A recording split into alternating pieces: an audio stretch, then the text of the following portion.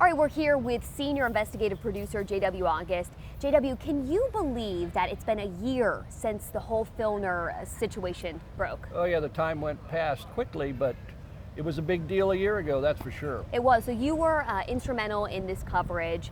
Talk about how this all started. Well, for me, I had been actually looking into his history when he was a congressman because I had heard about from some women who had been to his office when he was in D.C. And I kept hearing the same sort of story, but nobody was willing to go on the record on it. Right. Story. You had been hearing this for years, and what kind of things had you been hearing? That everybody that seemed to know, if you go into Filner's office, be prepared for a wrestling match. Wow. And that's when he was in Congress. This one lady I talked to talked about how he backed her into the wall. So we had some idea that something was going on with the guy. Okay, so then talk about how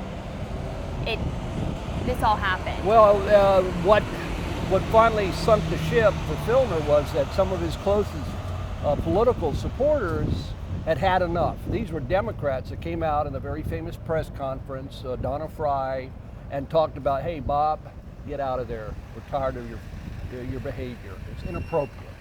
And then from there, I feel like it just started. Yeah, it steamrolled.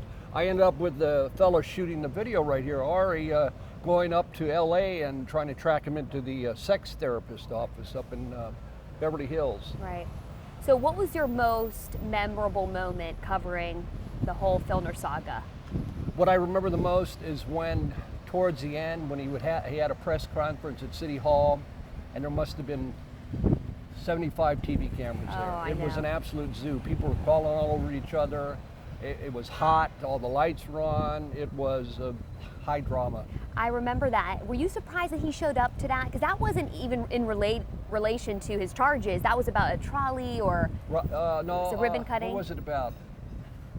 I can't remember what the event was about, but it ended up being about his behavior. Okay.